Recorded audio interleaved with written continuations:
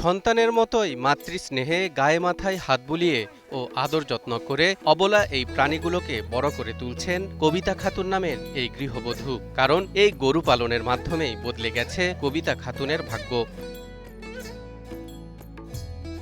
একসময় যেই সংসারে অভাব অনটন লেগেই থাকত, গরু পালন করে এখন সেই সংসারেই ফিরেছে সচ্ছলতা। গরু পালনের এই যাত্রায় সার্বক্ষণিক সঙ্গী হয়ে কবিতা খাতুনের পাশে আছেন স্বামী মহিউদ্দিন। কঠোর পরিশ্রম, সঠিক পরিকল্পনা ও পারস্পরিক সহযোগিতার মাধ্যমে তারা এখন স্বাবলম্বী হওয়ার স্বপ্ন বাস্তবে রূপ দিয়েছেন।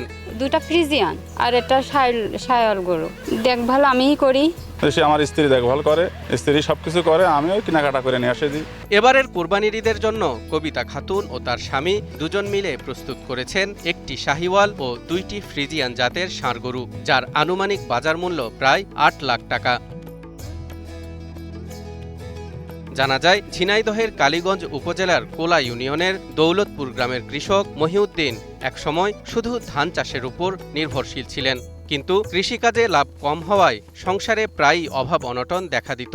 পরে স্বামী স্ত্রী দুজন মিলে নতুন কিছু করার চিন্তা করেন। সেই ভাবনা থেকেই তারা ছোট পরিসরে শুরু করেন গরু লালন পালন। 24-25 মন হবে, এরকম 8.5 হলে বিক্রি করব। শুরুতে মাত্র 2টি গরু দিয়ে যাত্রা শুরু করলেও বর্তমানে তাদের খামারে দেশি ও উন্নত জাতের মোট 7টি গরু রয়েছে। গরু পালন থেকে নিয়মিত আয় হওয়ায় সন্তানদের লেখাপড়া ও পরিবারের অন্যান্য খরচও নির্বিঘ্নে চালাতে পারছেন তারা। আমার ছেলে ও বৌমা মিলে দুজন গরু পালন করে। কিন্তু আমার বৌমা গরুর খেতে দেয়, 3 বারই দেয়, গোসলও করায়, গোবর মোবরও ফেলে, সবকিছু বৌমাই করে, ছেলে সব দেখে আর কি। ভীম লিকুইড এক ধোয়াতেই তেল চর্বি সব পরিষ্কার, মাত্র 50 টাকায়। মহিউদ্দিন জানান, সঠিক পরিচর্যা ও আন্তরিক চেষ্টা থাকলে গবাদি পশু পালন লাভজনক হতে পারে। এজন্য তিনি অন্যদেরও গরু পালনে আগ্রহী হওয়ার আহ্বান জানান। তবে প্রাণী সম্পদ কর্মকর্তাদের বিরুদ্ধে তার কিছু অভিযোগও রয়েছে। এদিকে গরুগুলো পুষবো এবং প্রাণী সম্পদ, ওদের লোকজন তো আসছে না, আমাদের এখানে কোনো সাহায্য সহযোগিতা করছে না। শুধু মহিউদ্দিনই নন, এমন অভিযোগ তুলেছেন স্থানীয় সচেতন নাগরিকরাও। আমাদের দেশে যে গরু ছাগলের যে খামারিগুলো আছে, আমি আমার জানা মতে উপজেলা এবং জেলা প্রাণী সম্পদ অফিসার একদিনও ভিজিটে যায় না, এবং ভিজিটে না যাওয়ার কারণে খামারিরা ক্ষতিগ্রস্ত আছে। ওনারা যদি নিয়মিত তদারকি করে এবং ভিজিটে যায়, পরিদর্শনে যায়, তাহলে কিন্তু খামারিরা উৎসাহিত হয় এবং দ্বিগুণ লাভবান হয়।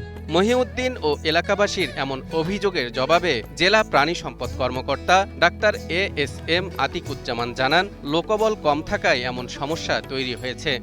প্রত্যেকটা জেলার আন্ডারে একটা উপজেলাতে আমাদের একজন ভেটেরিনারি সার্জন, একজন ইওলো আছে, এবং আমাদের 4 জন করে উপসহকারী প্রাণী সম্পদ কর্মকর্তা থাকার কথা।